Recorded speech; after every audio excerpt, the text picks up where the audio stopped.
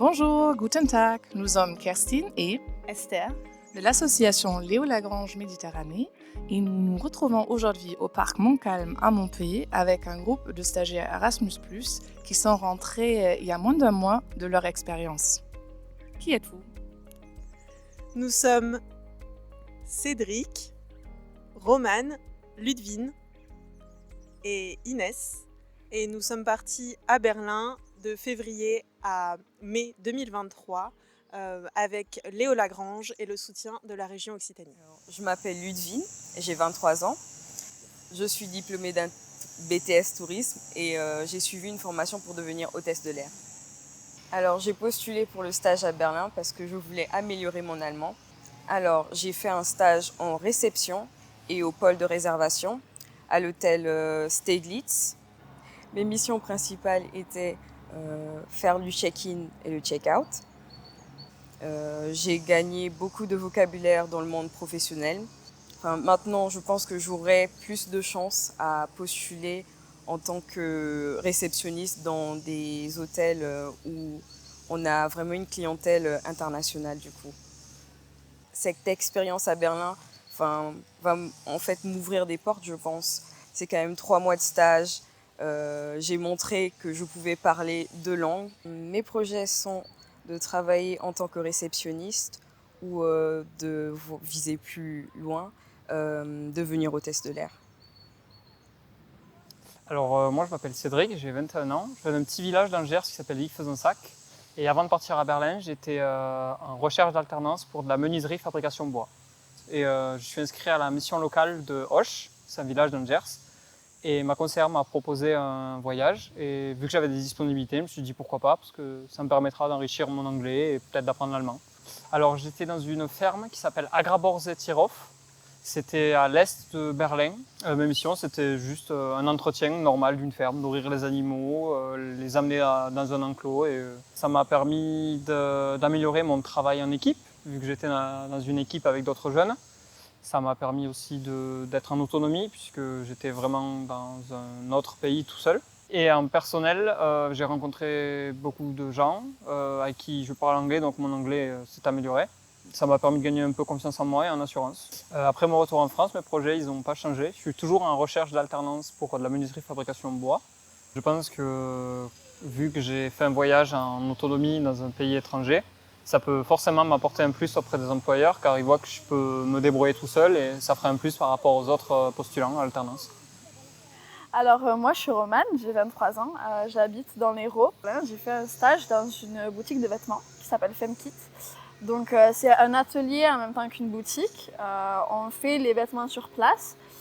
Donc moi dans cette entreprise j'ai eu la chance de toucher à tout. J'ai pu faire de l'accueil, aider des clients, j'ai fait de la préparation de commandes, j'ai aidé à faire l'inventaire, j'ai fait énormément de choses. Moi, ce que j'en ai retiré, c'est avant tout un côté très humain. Et ça, c'est quelque chose qui, pour moi, vaut plus que de l'or, si je puis me permettre.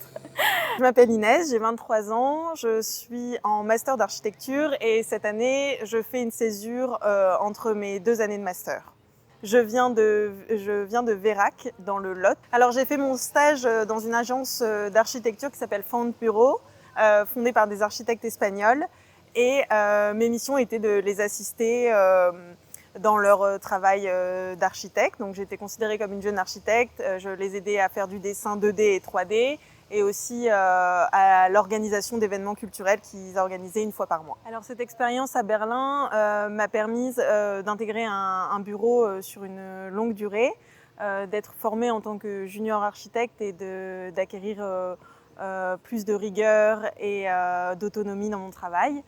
Et sur le plan personnel, j'ai rencontré, que ce soit au sein du groupe Léo Lagrange Erasmus ou au sein de mon bureau, des personnes très gentilles, très accueillantes.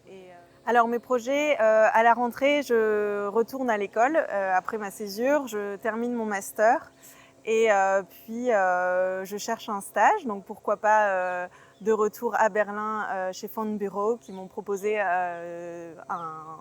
un contrat avec eux à la suite de mon diplôme. Juste avant de partir, j'étais quand même rassuré d'être avec un autre groupe. Moi, je viens vraiment d'un tout petit village dans le Gers, donc j'ai grandi au milieu des champs, quoi. La grande ville que j'ai fait, c'était Toulouse, mais c'est pas vraiment grand. Du coup, arriver à Berlin, c'était un peu stressant, mais c'est pas éprouvant. Vu que c'est très étalé, j'ai trouvé plein de points positifs, parce qu'il y a plein de choses ouvertes, on peut se déplacer quand on veut, c'est beaucoup mieux.